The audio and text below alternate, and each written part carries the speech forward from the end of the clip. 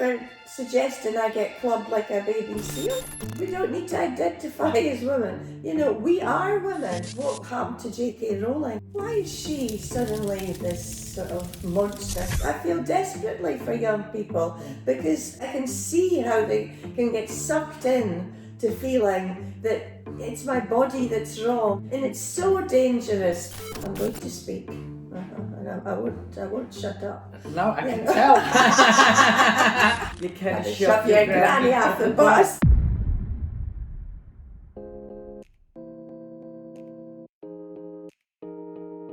Hi everyone, I recently had a chance to sit down with Jean from Aberdeen. A couple of years ago we were both at Let Women Speak in Glasgow back in 2023, but we didn't actually get a chance to meet then. We did meet last year at Let Women Speak Edinburgh, but that was just a quick hello in the pub. So this time in Aberdeen when we met, I thought, okay, it's time for us to have a proper chat about what it was that inspired her to speak out against what she calls the gender pushers, whether she feels optimistic about the future, and what message she wants to pass on to the younger generation. Before we dive into it, please subscribe if you haven't already, like the video and leave a comment. If you don't know what to say, just say, be more Jean. I think it's really important to attend all these different events and to interview different people and help get their voice out there. If you want to support me in doing that, then you can do so on a monthly basis via Patreon, or if you prefer, send me some love on a one-off basis via PayPal, or leave me a tip here on YouTube via Super Thanks. Okay, let's go. Hello everyone, I am here with local Aberdeen legend, Jean from Aberdeen. That makes you laugh. It does, it really does. I mean, that's not a title I would give myself at all, no. But it was funny to me how it so quickly became a thing. Yeah. So Jean did a speech at Let Women Speak Glasgow. Was that 2 years ago now? It is, yeah. 2023? Yeah, I think so, yeah. Yeah?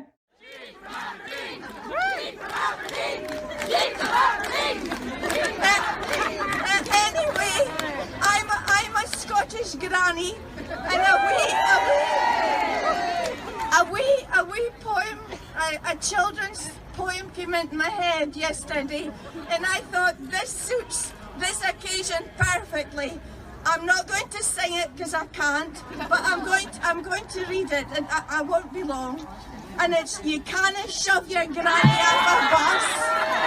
You can't shove your granny off a bus. You can't shove your granny, because she's your mommy's mommy. You can't shove your granny off a bus.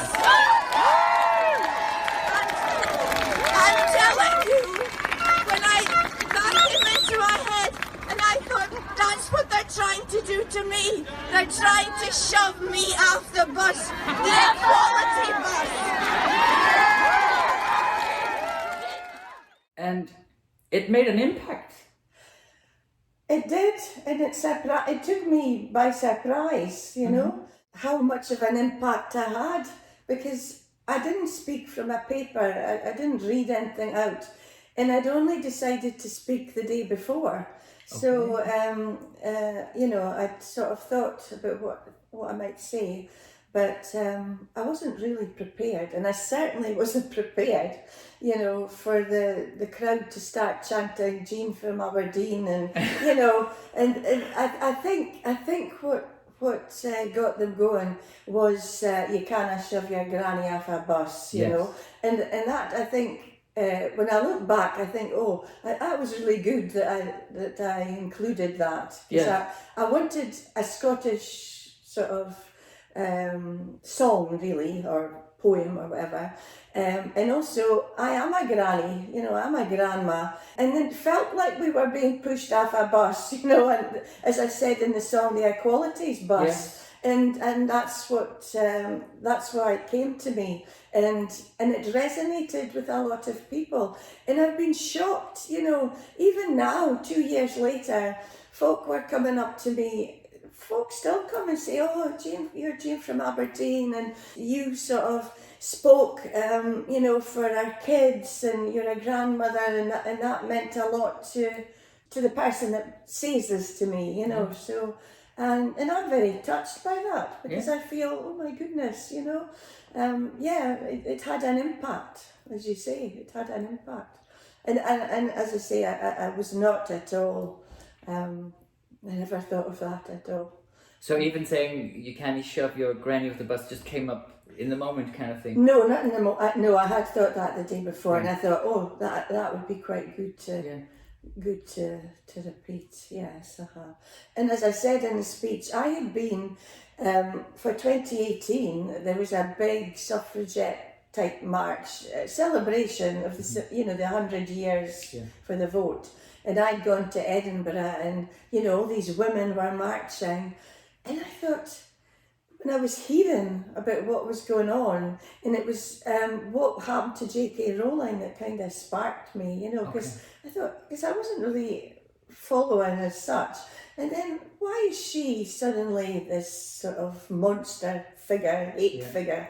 And I looked into it, and I thought, this is all wrong, And then the week leading up to the Let Women Speak, I was in the I movement, the Yes movement for independence in Scotland, and I was looking at the national paper, which is the paper for that, and people, the headlines were hate group coming across the border, and all that kind of stuff, and transphobic group is going to come to Glasgow, and then.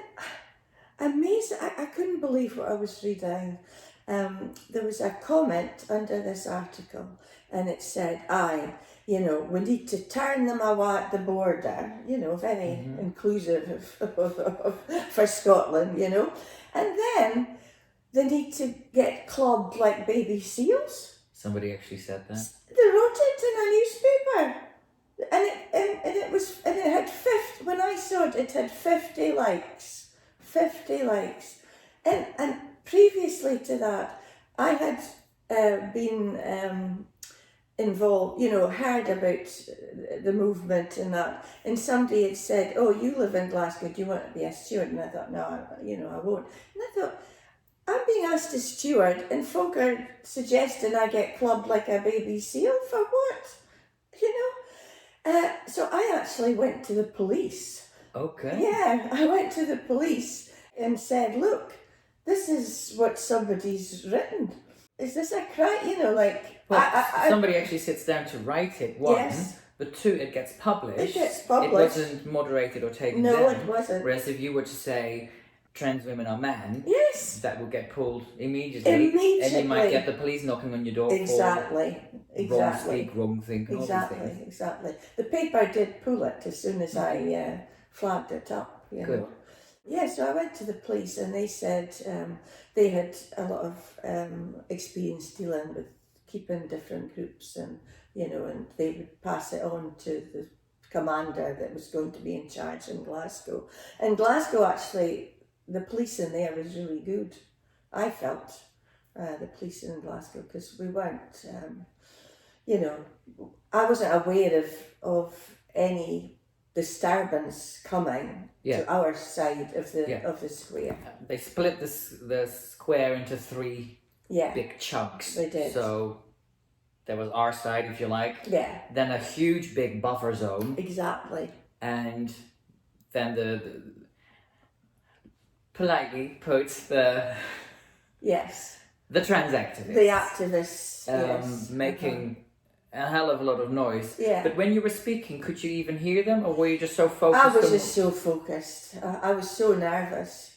I felt sick. When I was ready to go on, I asked, how do you speak here? I asked our steward, and they said, oh, just make sure you're near the front, and then Kelly Jail asked who wants to speak, and just put your hand up. So I positioned myself next to this woman, Rachel, and she was wanting to speak, and she was nervous as well. So and we decided to go up together. We got called, and we held hands going up. And she spoke first, and I was behind her. Okay. And then And you only met there Oh and yeah, then, yeah, I'd right? never seen her. I'd never met her before, and now I'm friends with her. You know. Wow. Yes, And did you come up to Glasgow on your own, or were you with friends? No, I live in Glasgow now, and I did, and people say, oh, but you know, like as if I was flying under a false flag. But I had only recently moved to Glasgow the year before, and I am, you know, if I get called up in Glasgow, like people say, where are you from? Because they know I'm not from Glasgow. You probably don't I understand can't the tell nuances. the nuances in the accents. No, No, yeah, no, no. the nuances. And folk will say, oh, where are you from? You know, I have a friend who says, are you not fed up of folk always asking where you're from? Right. So, yeah, they know in Glasgow I'm not Glaswegian, you know. And I still think I wasn't born in Aberdeen, but I was brought up in Aberdeen. And then when I moved away, but I came back in the 80s, and when I left, I'd been in the same house for 34 years, you know, in Aberdeen. Yeah. So I worked here and everything, and I still come up regularly. So I'd gone on and I'd said, my name's Jean, I'm originally from Aberdeen, but I now live in Glasgow. But everybody, Jean from Glasgow doesn't resonate. Jean from Aberdeen yeah, just has a fantastic exactly, ring to it. It's memorable. Yes. But yes. But when I said that, I wasn't thinking, oh, this could be a tagline or anything, because I'm not even on Twitter or I'm not doing any of that, you know. So that was not me thinking, oh, that name. You're appropriating I'm Aberdeen. appropriating Aberdeen. Yes, no, I'm me. But when you went to Let Women Speak Glasgow, did you go on your own? A friend from Aberdeen, right. She came down with me and we went. We went, It was quite a sizable crowd. It was. In Glasgow. And I was delighted because I wasn't sure and about the turnout. Did you have any thoughts yourself about, oh, maybe some of these people here are nasty, evil, bigoted women? With reading the reports beforehand and never having been to something like that, you do think, what am I getting myself into, you know? But then I thought, no, you know, it's women speaking.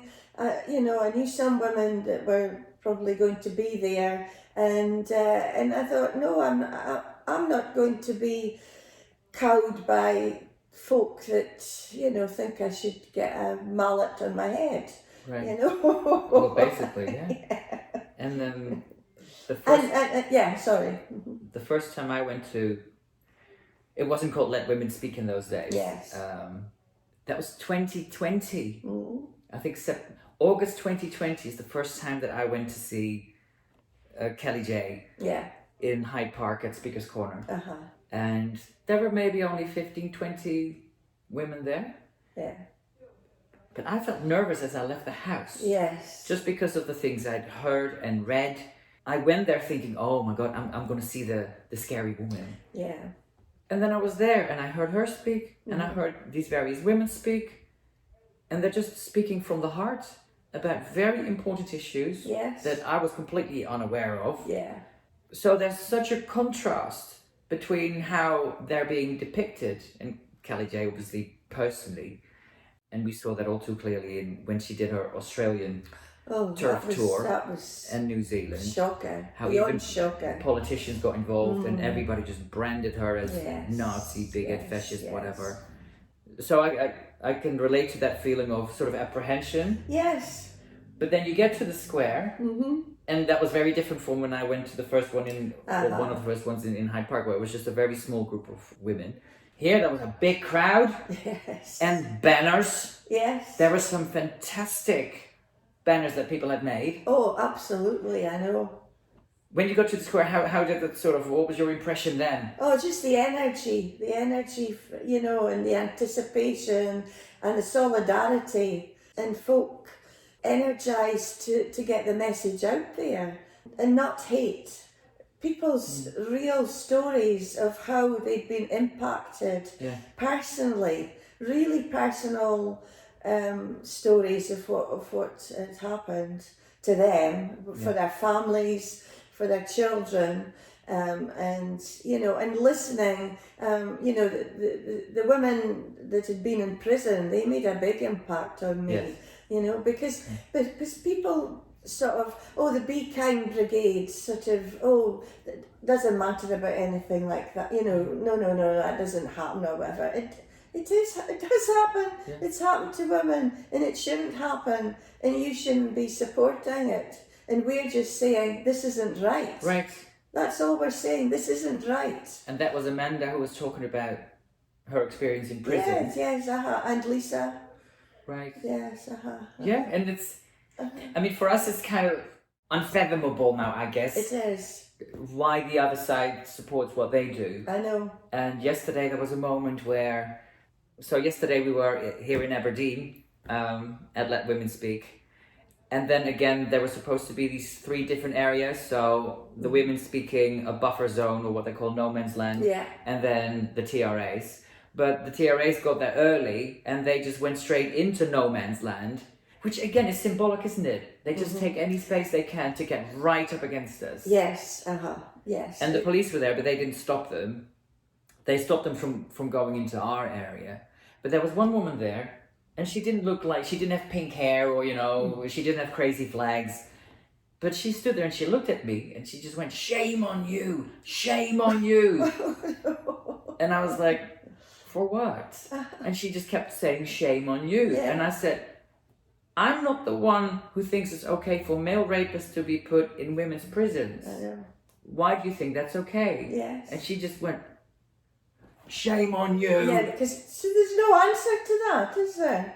No. You can't say, well, I actually do think that that's a good thing because there is no because. There is no because. There is no because. So when you first, like you said, it was seeing what was being said about J.K. Rowling that Yes, sort of yeah. was the spark for you. Did you then spend quite a bit of time sort of looking into things and reading up on stuff, or did you just have quite a clear sense of, this is wrong, I gotta say something? No, I did start reading into stuff because I had people, that were the Be Kind, and this is, and being in Scotland and the independence movement, and, it was all about inclusivity, and if you weren't on board with trans women or women, then you were transphobic, homophobic, and quite possibly a racist. Right. You were all the things. phobes. And so you start to think, I was part of this movement. Is it me? Am I not seeing something that? Okay, live and let live. And I was young in the 70s, and men then, we thought we'd cracked it with the gender stuff. Men could have long hair and wear dresses or, feminine style clothing, but they still knew they were men, and they didn't try and, appropriate women's spaces and not recognise women's personal boundaries. And you're so right about yesterday and what they do. It's just, you stay over, that's your space there. Yeah. No, we're not staying there. We demand to push our way in. And at first, people were saying, you hear the argument, they just want to live a life and not be discriminated again. Yes, fair enough, if that was what they wanted, but that isn't what they want. And when they are allowed, like the current case, the doctor and the nurse, the doctors offered alternative. No, because that doesn't affirm. They want, it's affirmation, and everybody has to say and believe the ideology. And if you don't believe that ideology, you're out. And you're all the phobes. And you're all the phobes. And you're all the phobes. And when Dr. Upton actually at the tribunal said, "I am biologically female," What's that like hearing that?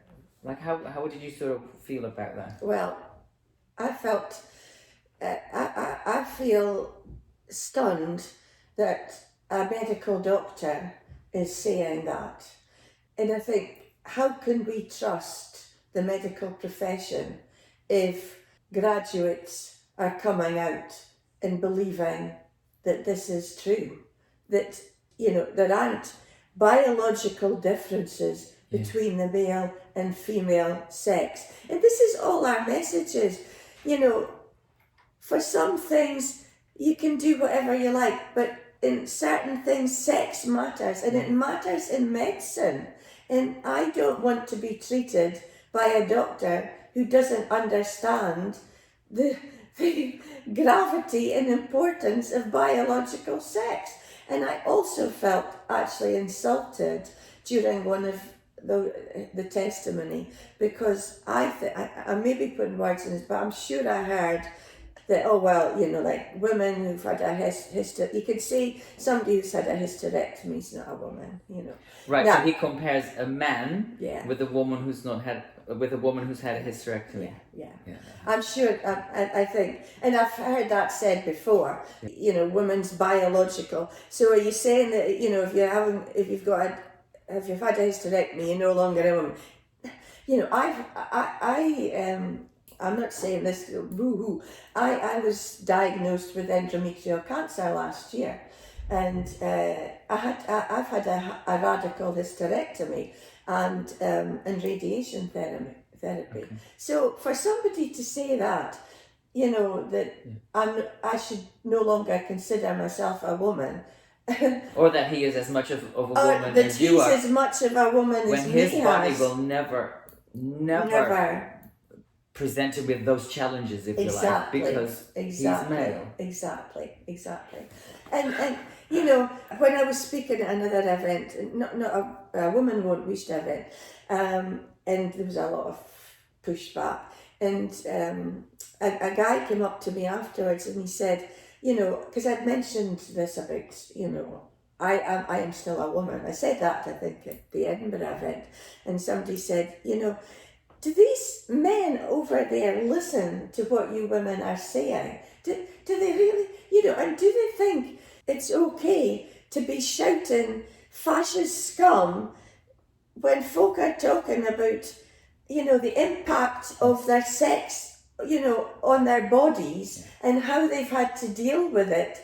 And, and also, I don't like to say I'm Al, but, now when people see me, I know that because people give their seats up for me in the tube, so I know I look as if I'm not in the first flush of youth, so I am an old woman, and so there's no respect, it's okay to shout, But they'll shout.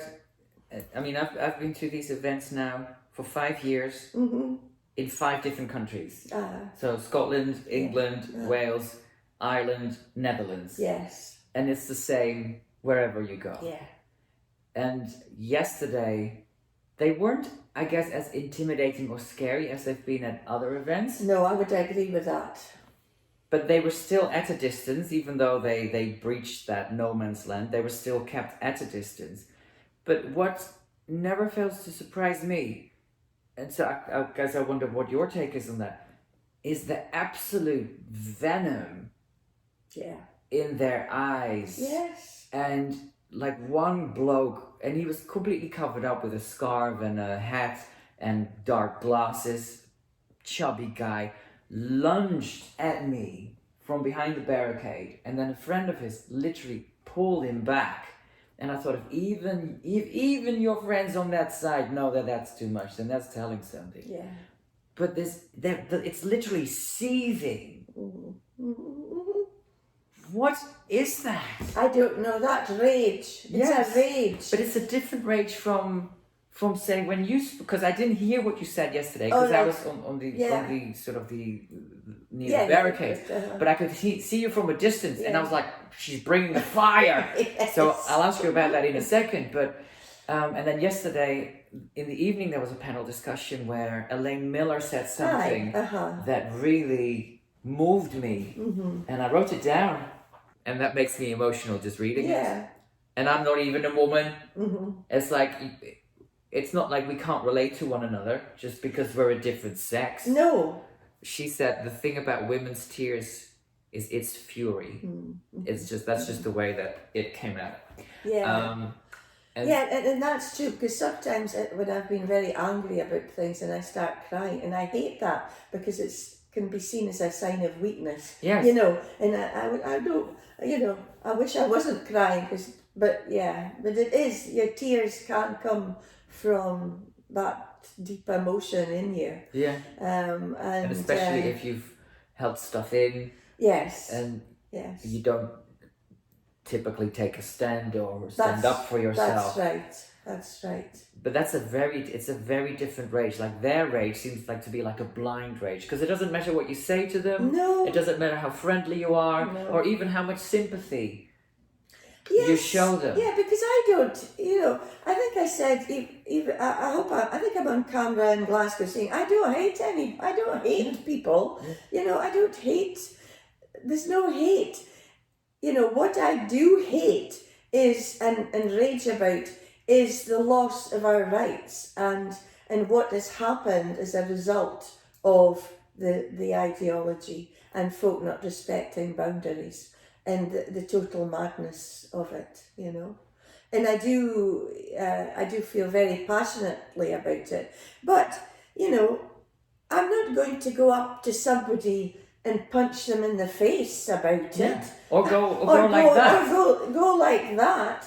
Or refuse to have a conversation or feel for them, because a lot of people, you know, young people, I feel desperately for young people, because I spent my career in education and I was a foster carer for 13 years, you know, so I've worked and looked after troubled children, and you know, and when you're troubled and you're going through puberty and you think, oh yeah, I can see how they can get sucked in to feeling that it's my body that's wrong and I'm trapped in this wrong body, especially if they're being fed that. And it's so dangerous. And then when you hear them a few years later and they've gone down that line, like Sinead Watson, you know, and what's happened to them, and Chloe Cole in America, and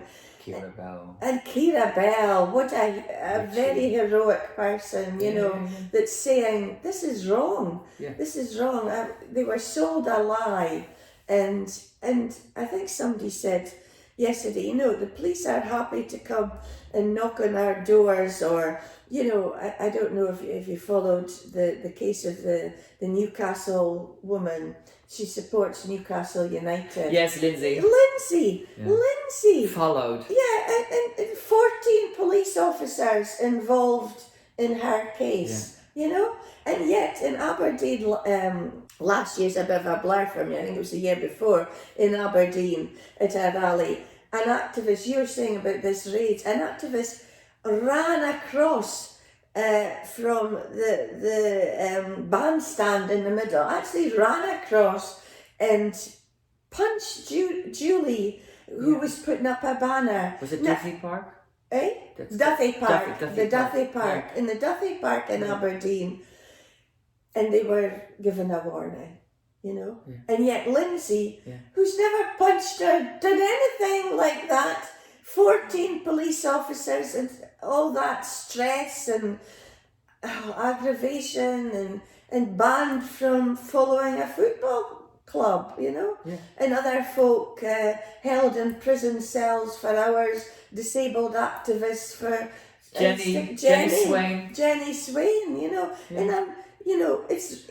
I made a song for her. Oh. Newport sticker woman. Newport sticker woman. Yes, I love your songs. I really do. You know. But how many of these? Like there's so we've just mentioned a couple of people. We have. I mean, we could go. You know. We could go on for hours. We could. Listing names. Yes. How much does it take? And in a way, yesterday, these events I always find, like, on the one hand, there's such a tonic. Yes. But on the other hand, it's like, but wait a second, nothing's changed. I know. Like, it's still the same old crazy showing up with the same seething, frothing. I mean, even that, the bloke with the massive feet, Sophie, you and Molly. Like, at one point I saw him and he came right on, right to, because they had their own area. Yes. Then they took no man's land. And then at the end, I don't know if you saw that, they started coming around the corner because they wanted even more. And they were just hanging over the barricades. And then I just went up because I'm not fazed by them. Although at the same time, I'm like, am I watching this? Is this real? Yes. Like, one had a sign that said, "Why do you hate?" And someone just in front of them had a shirt said, "I hate you, fuck off." I know. And they're all hanging over the barricades doing this and this. And I'm like... And using the C word and you're the Be Kind Brigade? No. And here we have... And we're the fascists. We're the fascists and the phobes. I know. And then Sophie, Ewan, Mr. Big Feet, he saw me and he went, "You're a traitor! You're a traitor!" And there was like spit coming out of his mouth. And like, I'm not easily lost for words, but I was just like, this is just so, it's absurd, it's grotesque. It is. And then I just looked down and I saw his feet. And I've seen his feet in videos and they're big. But in real life, it's like, and then I just laughed. But then a police officer moved me away.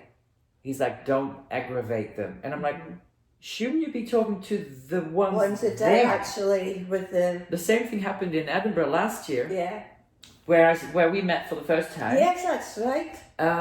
Because again, there were 3 areas. And we were kettled. We were kettled, but the TRA surrounded. So we had 3 sides of barricades around us, and the TRAs were around on 2 of those sides. So again, even though they had their own area, you give them something for themselves, it's never enough. They have to stand there and harass, intimidate. There was that guy that had the sign that said "Dykes love girl dick." Yeah, I know. And then when we couldn't even leave safely, we had to have 2 lines of police officers, so they made like a human corridor and we could actually leave. I know.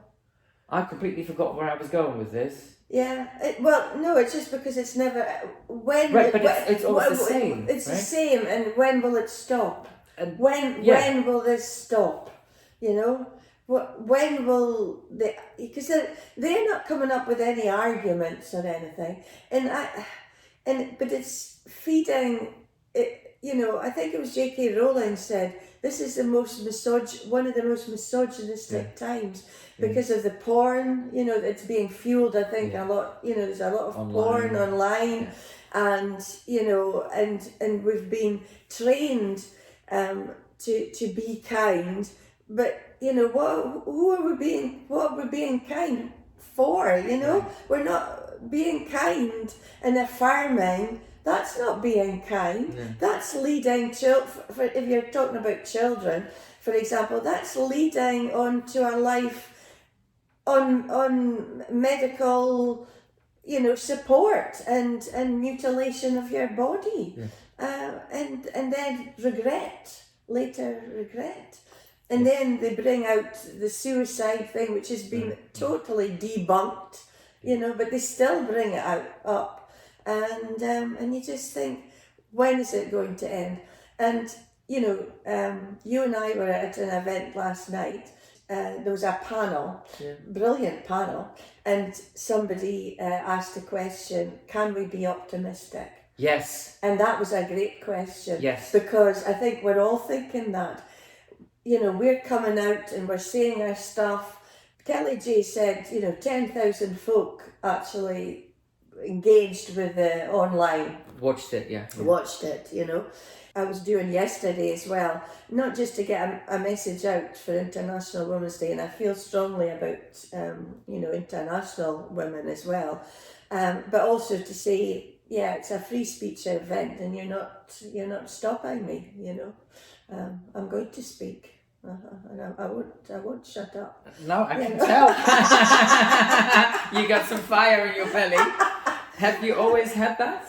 No, I'm quite a shy person. I was shy, but I was brought up to stand up for your beliefs, you know, to not back down. I had a very strong grandmother, my nana, and I was brought up with my mum, and we stayed with my nana and granda, and my nana, I was about 8 or 9, I think, you know, and we had a coal fire, and she said, and I always remember this, and she said, Jean, never let a man lay his hand on you. Never let that happen to you. And if any man tries that, get the poker and give him over the head with it. That means smack him over the head. Okay. She kept it polite. I thought that was going to go somewhere else. No, you're all right. Oh no. Wouldn't go there. And so... How old were you when she told you that? I was maybe 8 or 9 or something like that. Or Wow. maybe 10, I can't remember. I certainly wasn't in the teens. Right. I was a little, a But young she girl. really wanted you to She get really that message. wanted me to get that message, and not because my granddad wasn't. There was no violence from him at all. Oh, okay. No, and he was very keen on, that women and girls should succeed in whatever they wanted to, and that was very different from my husband's family, where women, northeast of England, second class, and I'd never seen that because I'd never seen that in my home, and I was in a working class area. I wasn't in, but I did. But my grandparents had,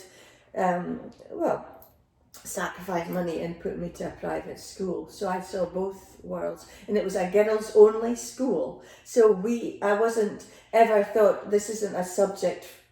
This subject isn't for girls; it's for boys. Yeah. We were taught at a girls' school that you could do whatever you set out to do, and not to put academic barriers on yourself because you're female. Yeah. And I think the two things instilled in me that for women's rights. So I was always, and at university, I read, The Female Eunuch and Germaine Greer, and I when I'm feeling I need a bit of a boost, I go back to her with Kirsty Wark. Have you ever seen that one? Germaine Greer and Kirsty Wark. I think it was Kirsty Wark. Well, there's a couple. But the one with Kirsty Wark is where Kirsty Wark sort of goes, oh, but why can't you see them as women? And she just goes, they're just men who have their dicks lopped off. Something like that, right? Yeah, well, she just says they're not, and would do you not feel that's a bit unkind? And she said, well, folk aren't kind to me, how kind do you think, folk are to women like me, The one I always keep going back to is where she's talking, I think it's Channel 4, I can't remember the name of the presenter. But he was doing a similar thing where he's like, why can't you just include them to be part of your struggle? Yeah. And she just goes, well, what can they do for us? What are they gonna do about, postpartum depression? Or, menstruation? What are they gonna do? Yeah. But why do you keep talking about them? I don't. You're asking me.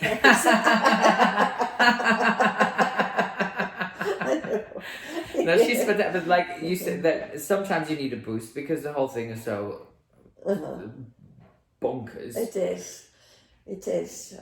So you've got Germaine as one of I've your got Germaine as one of my points, anchor points, yes. And now people have Jean from Aberdeen as their anchor point. No, I don't think so. But I do feel privileged. I feel privileged to even be here and you asking me questions and thinking I've had an impact, So, yeah. Well, but this is the beauty of Let Women Speak. Yes.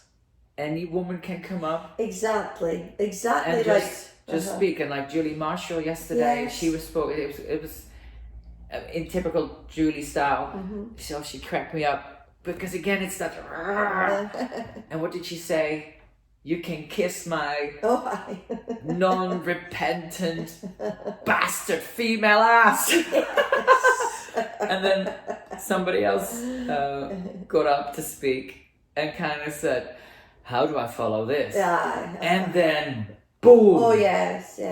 She completely knocked it out of the park. Yeah, that's Jane as well, about the unions. Right. Wasn't it? Yes. And it's that sense of utter betrayal by institutions, the media. So then you get Mr. Big Feet shouting traitor to me, and it's like, it means nothing. Mm-hmm.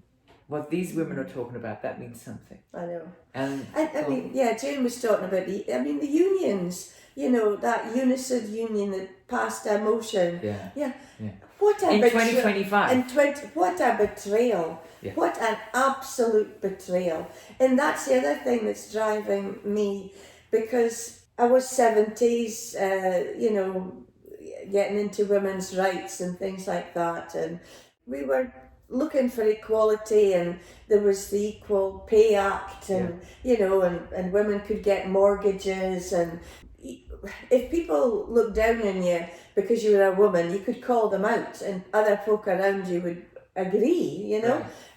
But now you just feel all the institutions have crumbled. And like I said, if you didn't hear me, I said, at Edinburgh, I had written a bit of a wee poem, and it was like basically, SNP, the Scottish Government, your GRA has been quashed by the Westminster, and as an independent supporter, I would never have thought I would welcome that, but I did, and I thought, we've got there, because we'd had the guy, the double rapist, I love Bryson. Adam, whatever his name is. Yeah. And then we'd had the Miller chap, I think his name was that. Oh, the butcher. The butcher. And again, it just sounds like it comes from a horror film, right? It does, yes. A trans butcher kidnaps a child. Yes, and she got into that car thinking he was a woman, because, little girls are told if you're, if things are going wrong, go and say, if you need help, a woman. And then, that utter awful, horrendous events that happened to her as a result. And you think, is that not enough that these men have done these things that never were meant to happen? Yeah. We were told that never happens. Oh, that never happens. And then it happens, and they're still banging on. They're still banging on that trans women are women. That Swinny, oh yeah, but yes, do you think trans women are women? Yes, I do. Pardon?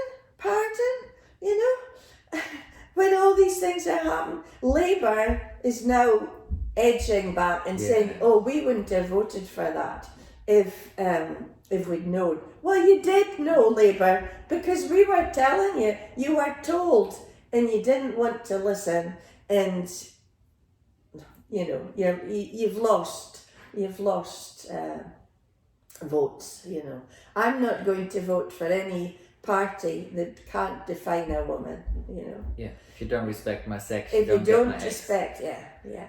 And another thing that annoys me, trans activists have been able to frame the argument as us, we're the oppressors, bearing down on this marginalised community. Yeah. And it's, we really need to, take account of vulnerable people. Yes, we do need to take account of vulnerable people. But if you're a woman in prison and the person that you're meant to get into the next shower with, and there's only a shower curtain, is a 6-foot bloke, who is the vulnerable person in that scenario? If you're a woman that's experienced rape and abuse, and you go and ask to have counselling, and you go in, and you can tell if it's a man, and you've been told that you're going to be seen by a woman, what is that doing to you? Who's the vulnerable one? Who's the oppressed in that situation? It's been totally reversed. Yeah. You It's know? like everything is upside down. It's everything has been turned upside down, you know, and they've been very successful at framing this, and it's a deliberate framing, because I looked at the social media before Aberdeen, and I was anxious. I was anxious. I don't feel so sick now at speaking, because I have done a few things now, and I'm okay. Glasgow, I thought, oh. That was like a baptism of fire, wasn't it? It was. It really was, because there was a whole crowd, and it really was a baptism of fire. But I was reading the social media, and one of it was, trans are a tiny minority. Yeah. So why do they want to go for it? Like they're going after and being nasty to a tiny minority. Well, it doesn't matter. We're not talking about numbers. We're not talking about a group of people. We're talking about an ideology that is embedded in, our institutions, and it's having a very negative effect, like I've said, on a whole range of women. Yeah. A whole range, hundreds. All of us we don't need to identify as women. We are women, and we are being affected by this. And it's not because, it's as if, oh, well, you'll never meet a trans person. That's not the point, That's not the point at all. This is about our rights and us not being able to maintain our personal boundaries or access single-sex spaces. Yeah. And they even have to argue that. And even then, things that you would think are sacrosanct as single-sex spaces, like rape crisis centres and groups for and then women. they liken it to apartheid and racism. Yes. Whatever, they'll twist and They'll turn. twist and do you ever have a moment where you're just like, I'm out, I'm fed up? Yes, I do have those moments, because, I'm retired. I've moved to Glasgow, and I've been ill, Well, I was lucky. I'm lucky. I've got that. Serious thing. It's a serious thing, having cancer and radiation. Yeah. A big operation and radiotherapy and that. And I think, why am I getting like? I don't need this. I don't need this. But then I think, well, I can do it. I can speak, and if I can speak, then, and I've got things to say, I can't be cancelled. Nobody knows me. I'm not in a job, I'm not going to be sacked or, nobody's shouting abuse through my letterbox or anything. Maybe, goodness knows, people have said to me, you should be careful, because, and I was a bit worried about Aberdeen, because in preparation for Aberdeen, there was clips, I think, put out by Let Women Speak, okay. About Jean from Aberdeen, okay. Glasgow, I think. Right, yeah. Yes. And I thought, yes. And of course, I'm from here. Folk know me. Well, I know people from my work and everything. And then they're hearing, oh, she's turned into a right-wing fascist, And you think,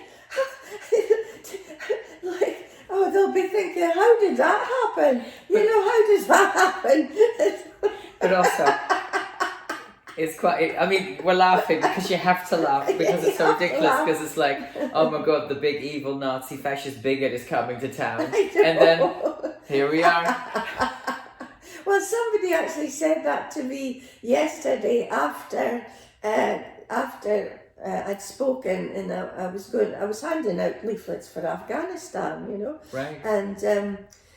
And I actually got rid, I don't mean got rid, people were happy to take them, apart from, guess who wouldn't take them?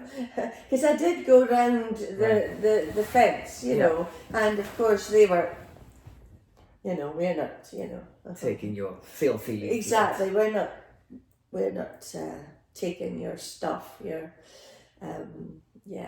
And what was your main message from your speech yesterday? Well, it was because it was International Women's Day. One, Afghanistan. Okay. Saying that what's happening in Afghanistan is oh, you just think like I'm saying about things have rolled back for us, but my God, have they gone absolutely.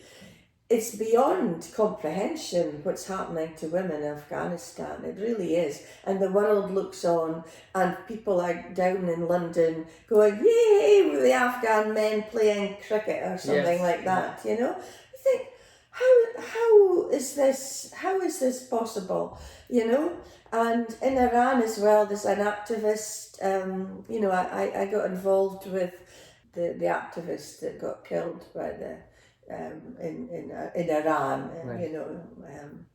in prison.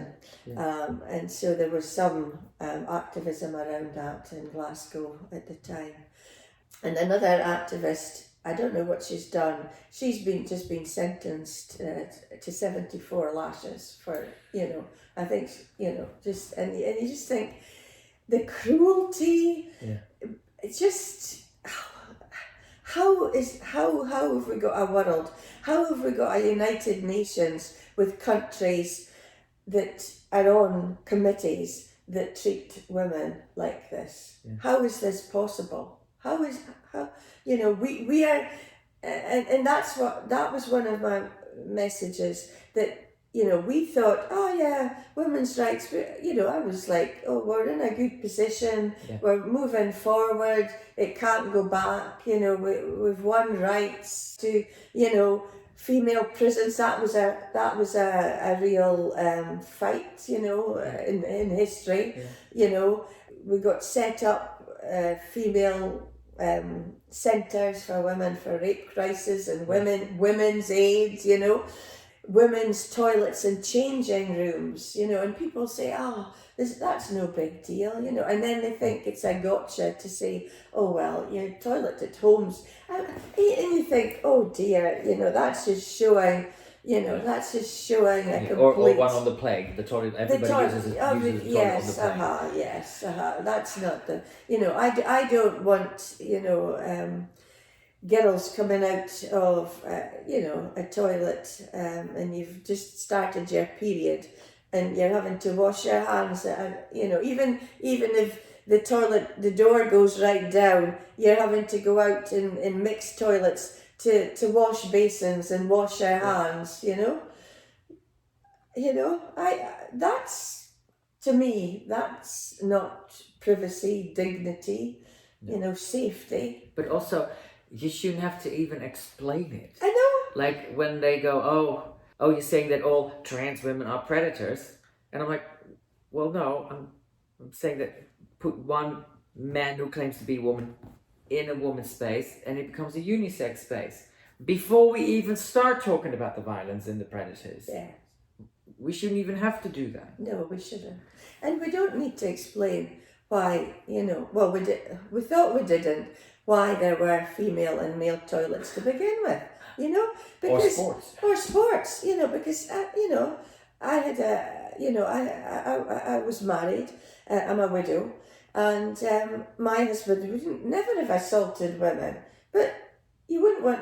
He would never have gone into a female toilet and said, well, I'm not a threat, so, I'm one of the good guys. I'm one of the good guys. We have a pin, you're safe with me. Yes, you're safe with me, exactly. We don't know. And because now, I think originally people thought, trans, it's the original transsexuals who perform and, have had a lot of surgery and maybe can pass. And they've had full physical changes. It still doesn't make them a woman, but at least that thing is gone. Yes, they don't have.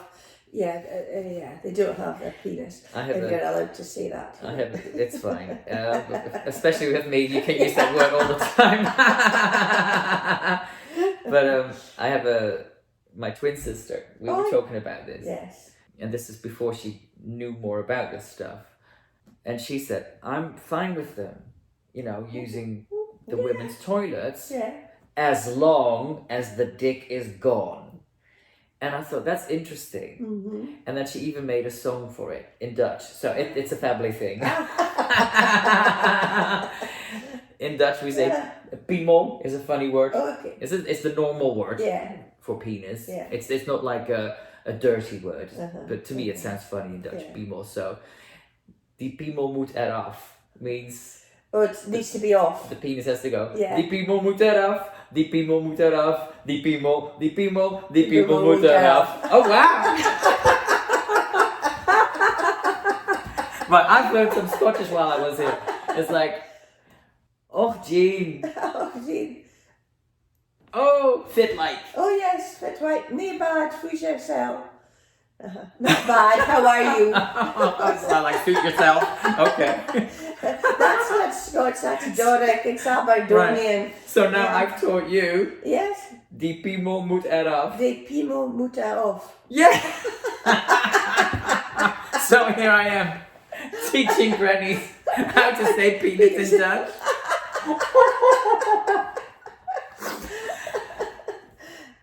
So in terms of that question that you mentioned at the panel yesterday, what was the question? Were there reasons to be optimistic? Yes, or do you I- feel optimistic? How do you feel about that? Well, Or about the situation? And because it's like one step forward, two steps I back. know.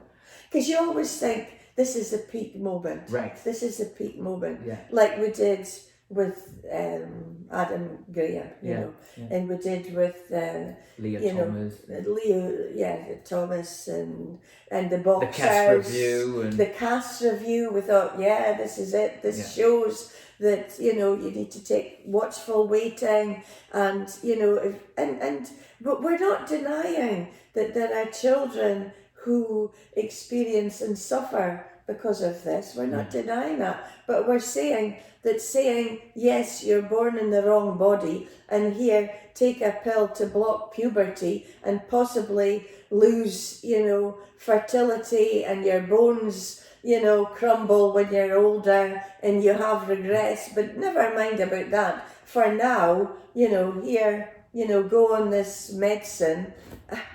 Magic medicine, yes, or if you're a girl, oh yes, have your breast cut off. There's Or even- I was hearing today that the colleges hand out you think, if you... weren't they? What's- Somebody said yesterday they were actually colleges or universities Yes. are actually offering money offering money, from a affirmation fund or I something. don't know what it's from. So they could get £30 or £50 to have affirming binders to Yes. crush their breasts, Yes. or for blokes to have makeup Makeup lessons. lessons.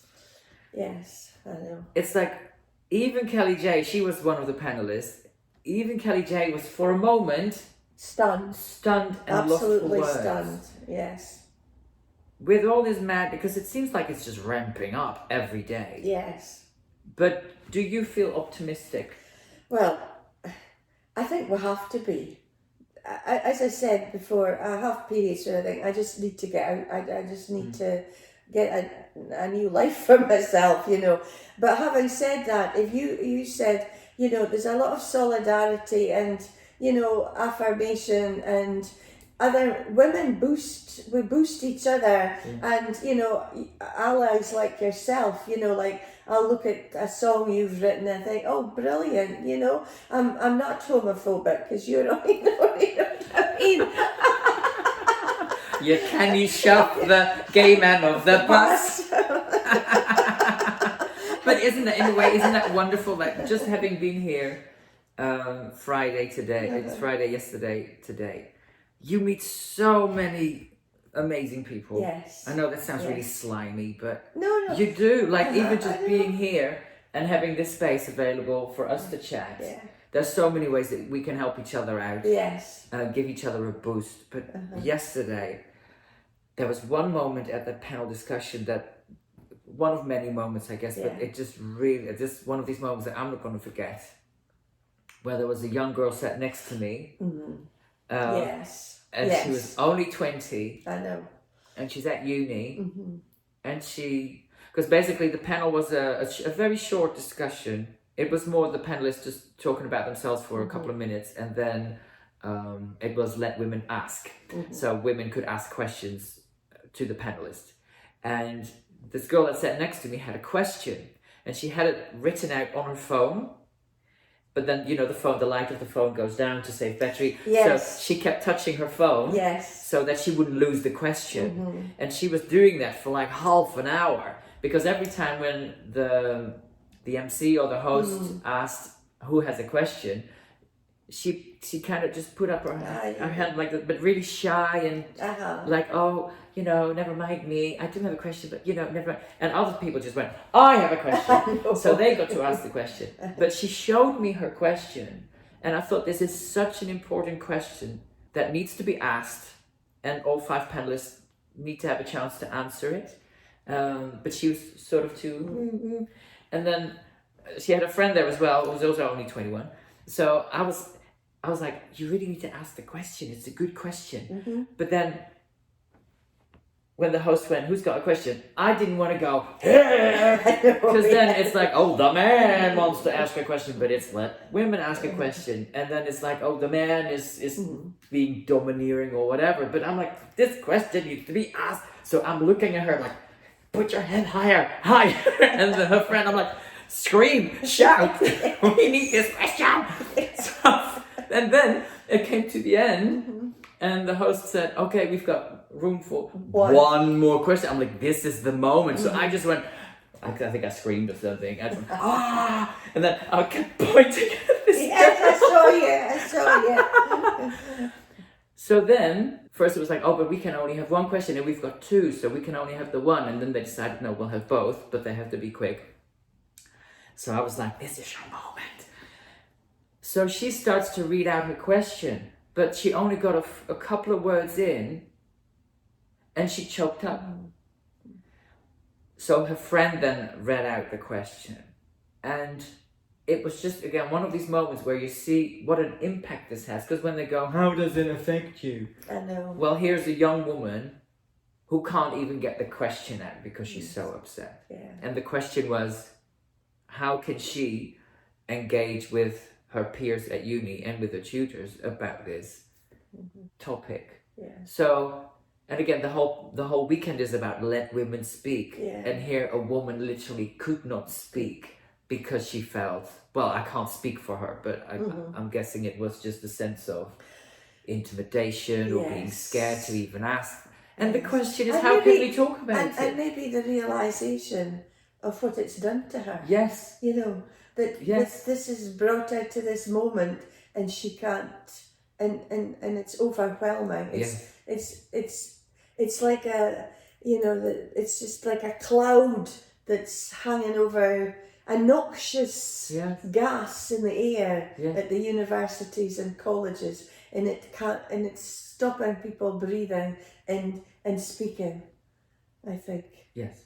You know, and I spoke to her afterwards. I'd spoken to her friend who'd been speaking, we'd been sitting with blonde hair, opposite at the dinner on the previous night, and she was still a bit upset, you know, and I'm going away to swear, and I said, don't let the bastards grind you down, which isn't a very mature response, but it's good.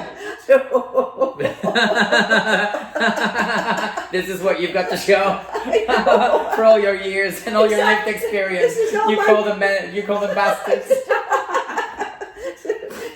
No, the ones I actually used the word gender pushers in mine, and that's them. Those. But isn't that interesting? How was it your grandmother or your great grandmother who gave you that advice? It was my grandma. Your grandma told you don't ever let a man lay his hands on you. Exactly. And here you are now, sort of in her position, saying don't let the bastards grind you down. And there was a moment where, I mean, I cry very easily. She couldn't get that question out, and she choked up. I see somebody crying, I start crying. No, I'm a bit like that. And then her friend read out the question, and then Elaine Miller was the first one to respond. And again, Elaine's response really was really touching because she's like, what did she say? Something like, this is what they've done. This is what they've done, I know. Yeah. And the whole thing, and I found really upsetting. But I just sat there, obviously, because it's about her. It's about her question. It's about those 5 panelists giving an answer to it. But in those moments, you just it's like you sense that impact. So then I just sat there, sort of wiping away some tears, and then I wanted to comfort her, but then I'm like, again, I didn't want to be the man. Yes. Touching a woman without, and when she's in a vulnerable position and emotional and all that. So I just kept to myself, and I thought afterwards I'll speak right once we've had all the questions. And then she turns to me and she's like, "Do you want a hug?" And I'm like, now she's asking me. She's the one who's upset, and she's the one who's dealing with this, and still she tries to comfort a bloke. But you're saying we need to be optimistic, and I think yesterday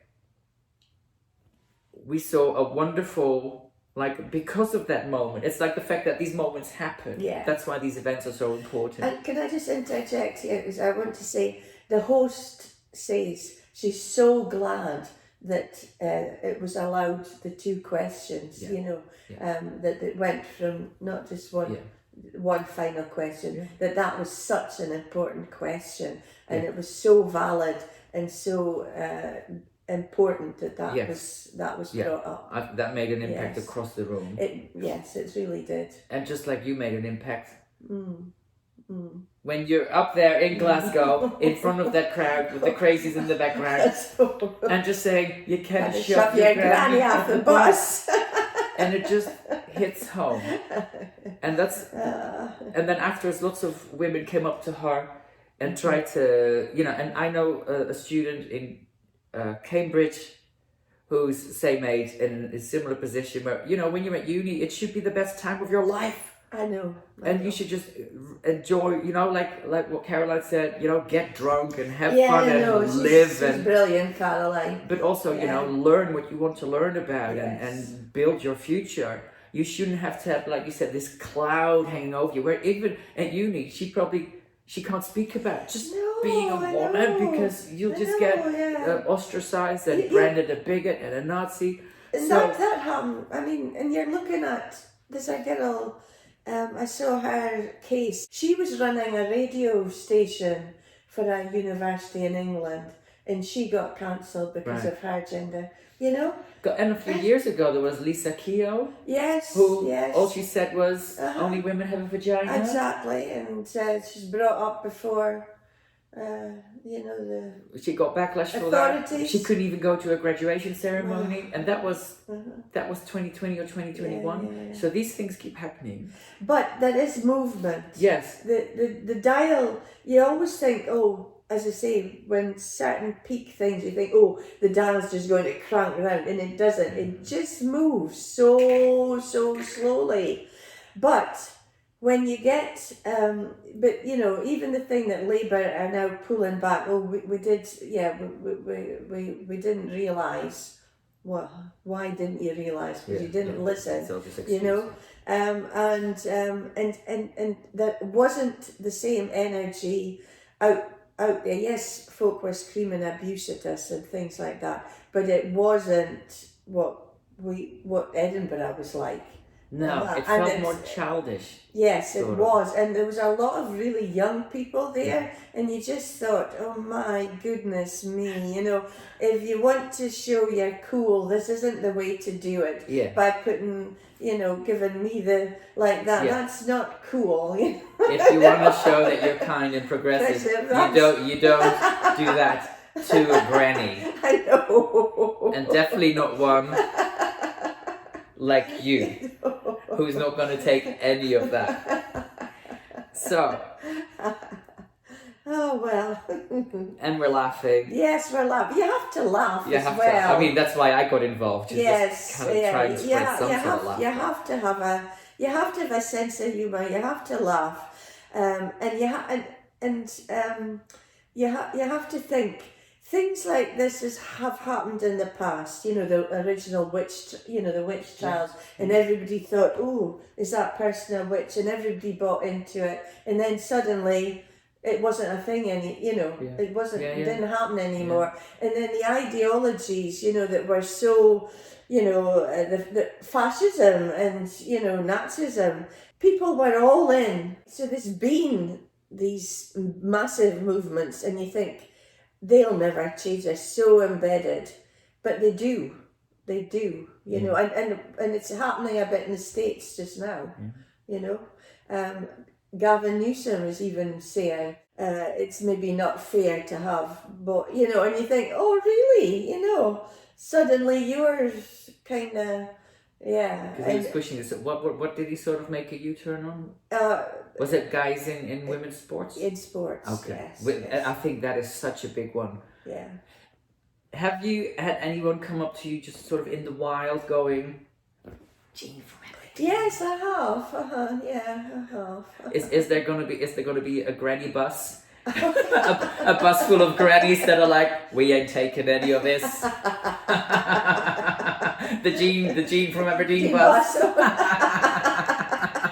Where all the grannies come out and go. No, I know. No, there are grannies in the movement, but actually, what I liked about yesterday was the age range, because sometimes you think, are we, because it's not cool or it's not fashionable to be gender critical, or to be a sex realist because of everything, but that young girl and her friend were there yesterday. Yeah. That was marvellous. Yeah. And other younger women are there, absolutely younger women. Yeah. And that's really, to me, that's where I get the optimism. Okay. And they're saying, nobody, I know that the lassie that asked the last question, she feels that, she's not sure of her peer group.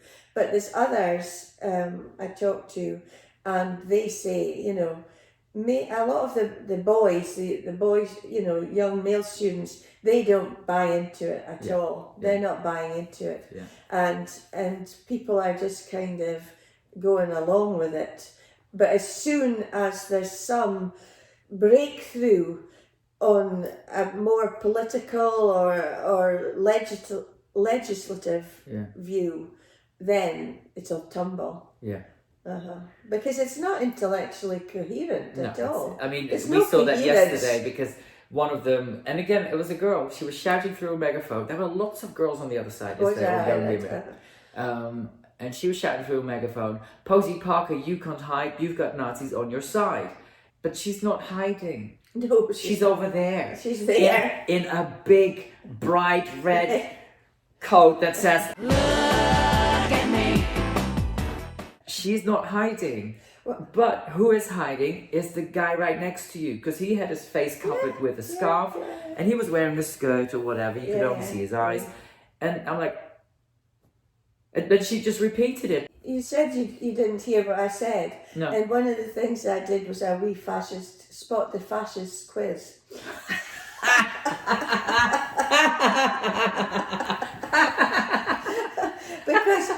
because I'd read this in the social media, it says we will be looking out for fascists. Ooh. So I said, well, we can help you with that.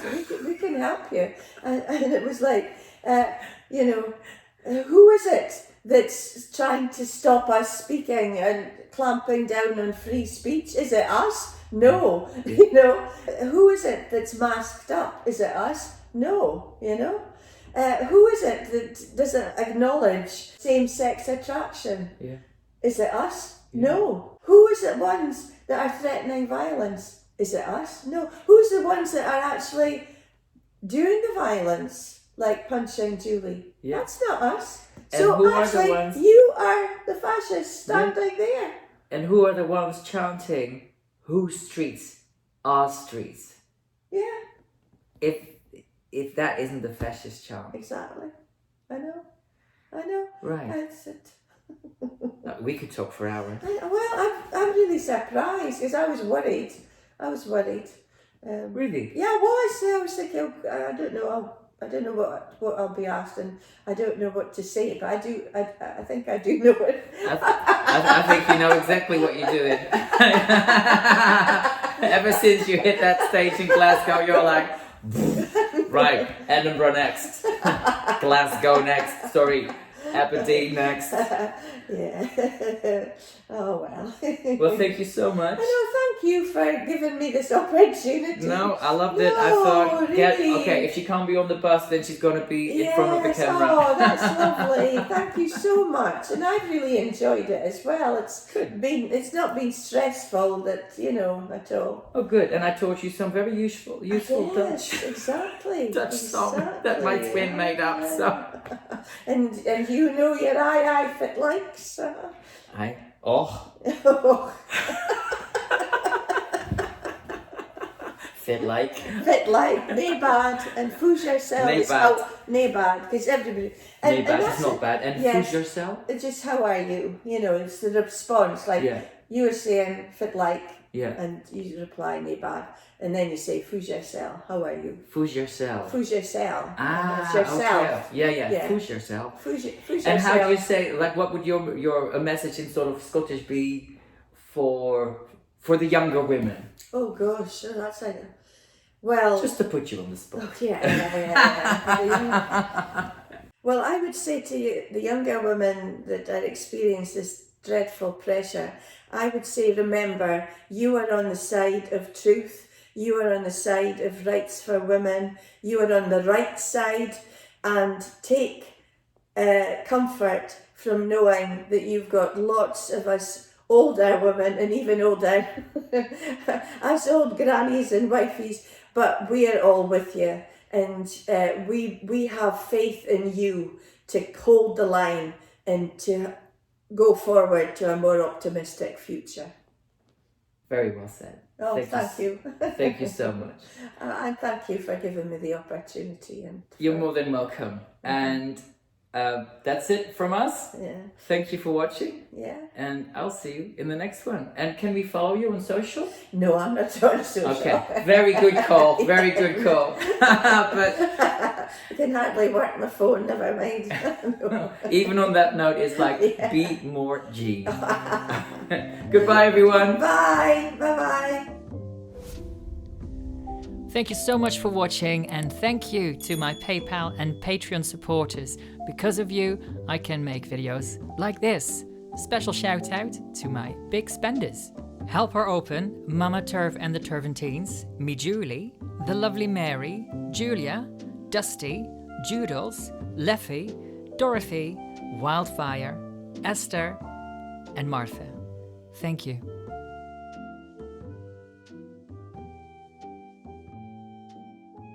You can't shove your granny off the bus.